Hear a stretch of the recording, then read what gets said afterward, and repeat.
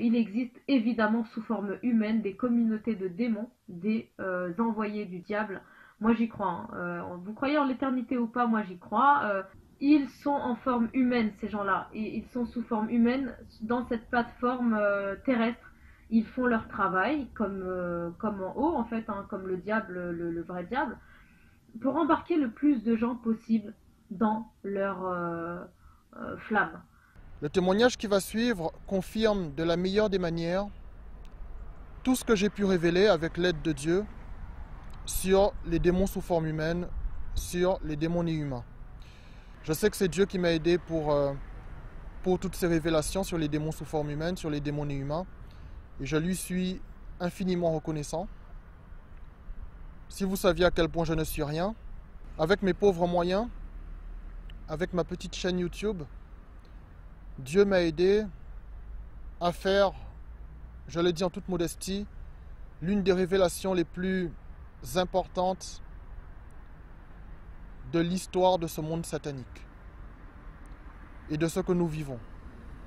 Et je suis infiniment reconnaissant à Dieu de m'avoir aidé parce que à moi tout seul, sincèrement, je n'aurais jamais pu découvrir les démons sous forme humaine, les démons humains.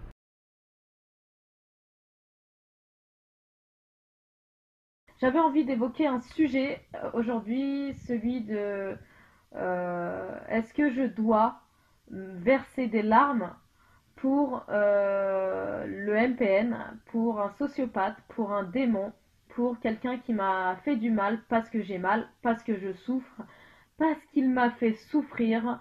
Est-ce que je dois évacuer tout cela avec des larmes? Il est normal de ressentir ces émotions, alors passer de l'une à l'autre ou tout en même temps, ça peut arriver, mais un maximum ne verse pas de larmes pour aucun de ces démons. Simplement, ils n'ont aucun mérite euh, qu'on leur fasse cette joie. Euh, Particulièrement ce que je vis actuellement, une aliénation parentale, ce qui est un... En fait, c'est un viol intérieur banalisé par la justice, banalisé par la France, puisque je personnellement, dans mon dossier à moi, je n'ai pas été entendue comme il fallait. On n'a pas pris soin de regarder mes pièces justificatives comme il fallait, que je ne voyais plus mes enfants, qu'ils ont été placés auprès d'aliens, de manipulateurs pervers narcissiques, afin d'avoir un bon lavage de cerveau et une déchirure entre maman et fils, et donc un viol intérieur des deux côtés, surtout des enfants, puisque ça reste des enfants qui sont vulnérables et on profite de leur vulnérabilité. Bref, dois-je pleurer pour cela? Est-ce que je dois verser une larme? Non. Parce que une larme veut dire une deuxième, veut dire une troisième, une quatrième, jusqu'à arriver à une éventuelle dépression, ou encore ne plus voir le bout de ces émotions négatives qui ne font que de se nourrir à mesure que l'on pleure, que l'on se dise que tout ça est pas juste. Effectivement, c'est injuste, bien sûr que c'est injuste, mais moi je pars du principe que rien n'est fait au hasard dans ce monde et que y a-t-il un cadeau caché derrière un événement tel, c'est-à-dire un développement, ouh, j'arrive pas à parler, un développement sur soi encore à avoir. Est-ce qu'il y a un cadeau caché qui est autre que je vais voir dans quelques années? Est-ce que c'est karmique? Allez savoir. Euh, En tout cas, il n'y a pas de hasard et c'est le but du MPN du MPN ou des sociopathes, peu importe, de vous embarquer dans la noirceur, dans le côté le plus obscur possible, et ils vont du côté le plus des côtés les plus blancs en fait possible pour les embarquer. Pourquoi? Parce que les autres ont déjà fait un bon parcours, c'est-à-dire qu'ils vont laisser tranquilles ceux qui sont déjà déchus et ils vont aller vers ceux qui sont le plus spirituels possible, qui ont le plus de valeur possible, etc., pour les embarquer dans leur communauté, puisque Il existe évidemment sous forme humaine des communautés de démons. Il existe évidemment sous forme humaine des communautés de démons, des envoyés du diable. Moi j'y crois. Hein. Vous croyez en l'éternité ou pas? Moi j'y crois. Ces gens-là, vous les voyez comme des névrosés ou des démons. Leur but c'est de vous embarquer avec eux dans leur dimension, dans leur troupe, dans leur secte, pour faire un maximum de gens. Voilà ce qu'ils veulent. Vous allez me dire pourquoi? Ben parce qu'en fait c'est la dualité de ce monde qui nous permet donc pour les croyants de préparer notre billet pour le voyage dans l'éternité, c'est-à-dire l'enfer ou le paradis. Et alors il y a certains qui disent oui mais pourquoi Dieu laisse faire? Ben c'est pas Dieu qui laisse faire en fait, c'est que le diable il a son travail, il a son entre guillemets pouvoir, c'est pas lui qui détient tous les pouvoirs, c'est Dieu, mais il a ce challenge là de pouvoir embarquer les gens dans les flammes et Dieu a de son côté à lui tout ce qu'il nous a mis sur terre pour bien agir. C'est-à-dire, je vais donner un exemple de tout ce qui est banalisé aujourd'hui tellement que le diable fait bien son travail.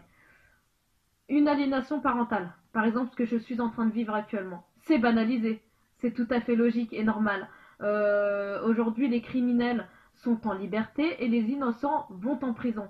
Les fous sont en liberté de plus en plus et là moi par exemple ça a été complètement banalisé, ce n'est pas étonnant, c'est la dualité, mais je ne vendrai pas mon âme au diable, ne vendez pas votre âme au diable. À partir du moment où vous commencez à verser quelques larmes, c'est comme si que vous ouvrez votre faille de pouvoir flancher dans le côté obscur, ce côté où on veut vous emmener, c'est-à-dire la mort, la dépression, le mal, la tristesse, etc., etc.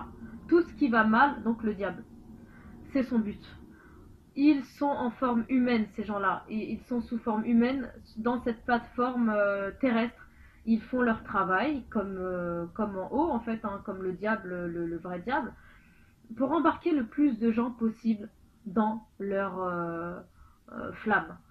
Donc non, ça ne vaut pas le coup de pleurer, puisque c'est votre challenge à vous de garder le cap, de grandir à travers ça, d'évoluer, de voir que le bon côté de ce qui vous arrive, de se dire qu'il y a une récompense derrière, il y a une beauté cachée, très cachée, mais cachée, il y a une beauté quelque part en fait.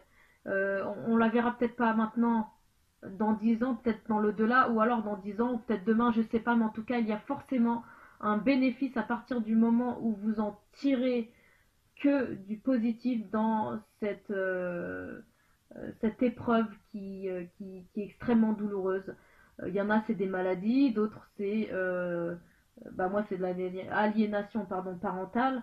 3 mois que j'entends pas mes enfants, que je les vois pas. Peut-être que je les vois dans 4 mois avec de la chance. Mais je ne me vengerai pas, je ne chercherai pas à venir vous frapper, vous. Non, je vous dirai merci tôt ou tard. Je pense que en fait, ils sont en train de me rendre service quelque part sur quelque chose que j'ignore, un peu comme certaines maladies rendent service à certaines personnes. C'est horrible ce que je vais dire, mais ça rend service à certaines personnes qui ne se sont pas occupées d'elles, que quand ils ont eu la maladie, ils ont commencé à s'occuper d'elle en fait. C'est comme si ça a été un déclencheur pour que la personne se regarde et dise mais j'existe, je dois m'occuper de moi. Mais il a fallu qu'il y ait une maladie qui se déclenche afin que la personne pense de cette façon-là.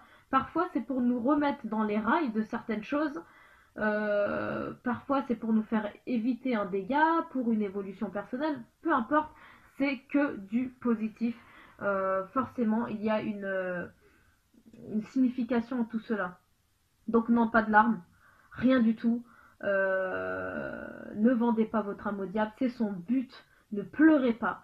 Au contraire, dites-vous, je suis plus fort que ça. Je maintiens ma dimension de personne bienveillante envers moi-même et bienveillante envers les autres. Et vous verrez tôt ou tard le pourquoi du comment en fait. Vous verrez pourquoi il vous est arrivé tout ça. Il faut être patient, avoir énormément de patience, de sagesse, développer sa sagesse. Pour ceux qui sont spirituels, de augmenter votre foi, de dire merci pour cette épreuve. Je dis merci pour cette épreuve, aussi dure soit-elle, même si c'est un viol intérieur, vraiment c'est sûr, c'est un viol intérieur, mais je ne me laisse pas aller dans les sales sentiments en pleurant, en cultivant ce côté noir qui fait très mal. Non, non, je prie, je dis merci pour cette épreuve que Dieu seul sait pourquoi on est en train de la vivre. Il sait très bien pourquoi. C'est soit pour nous protéger de quelque chose, soit pour nous mettre à l'épreuve, soit pour nous faire comprendre quelque chose. Dans tous les cas, c'est positif à partir du moment où vous agissez avec vos valeurs, quoi qu'il arrive, sans rentrer dans la vengeance, dans la haine. C'est facile, hein. Même moi j'aurais pu vouloir la mort, comment dire, euthanasier mes douleurs, etc. Mais non, non, non, non, non, non, non, non, non, non, non, ça c'est le diable, ça. Il y a Dieu, il y a le diable, ils ont deux missions différentes. Dieu donc embarquait le plus de gens au paradis en nous ayant donné des instructions, et le diable, ben forcément, prendre le plus de gens possible dans son monde à lui qui est l'enfer, donc l'éternité. Perso, j'ai 33 ans en fait, je sais que j'ai conscience que je vais pas être toute ma vie ici. La vie, c'est vraiment... Enfin, ça passe super vite en fait. C'est juste le billet d'avion, enfin le billet d'avion, s'il n'y a pas d'avion, mais c'est le billet vers l'éternité. L'éternité, il n'y a plus d'horloge, il n'y a pas de passé, il n'y a pas de présent, il n'y a plus de futur. Là, l'éternité, c'est... Enfin, personnellement, je prépare au mieux l'éternité. En même temps, en fonction des épreuves, j'agis au mieux pour mieux vivre aussi dans cette vie. Donc, quoi qu'il arrive, ne pleurez pas. Ayez conscience que y a vraiment un monde invisible. Ayez conscience que tout ça n'est pas fait au hasard, que c'est pour votre bien. C'est dur à se dire parce que on voit une incohérence, mais ce n'est pas incohérent. Il y a forcément une signification là-dedans. Ceux qui font du mal, par contre, eux, ils sont vraiment fichus. À la rigueur, ils nous arrangent parce que eux, de toute façon, voilà, ils ont signé leur départ pour l'enfer. C'est très bien. Donc voilà, courage. Ce que je peux dire dans une situation comme ça, c'est ne pleurez pas, voilà. Surtout ne versez aucune larme, aucune. Parce que c'est leur donner raison si vous faites ça. Vous donnez raison aux gens qui font du mal. Si vous versez une larme, vous faites atteindre l'objectif de celui qui vous a fait vous mettre dans cet état-là. Donc non, gardez le cap, gardez votre place de bienveillance envers vous-même, envers les autres et envers l'épreuve qui vous est tendue. Le témoignage de cette jeune femme inspire le respect. Elle a le courage de parler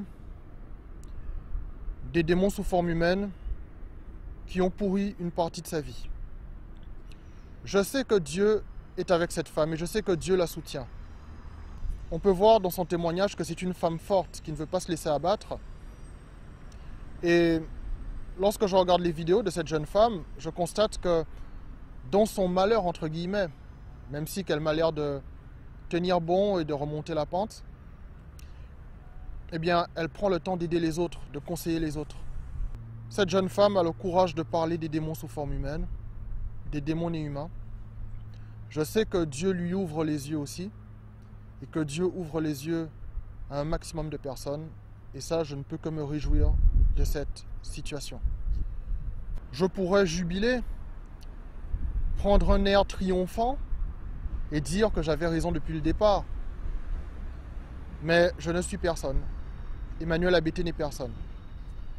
Si vous saviez à quel point je ne suis personne. C'est grâce à Dieu, le Tout-Puissant, que je découvre toutes ces choses.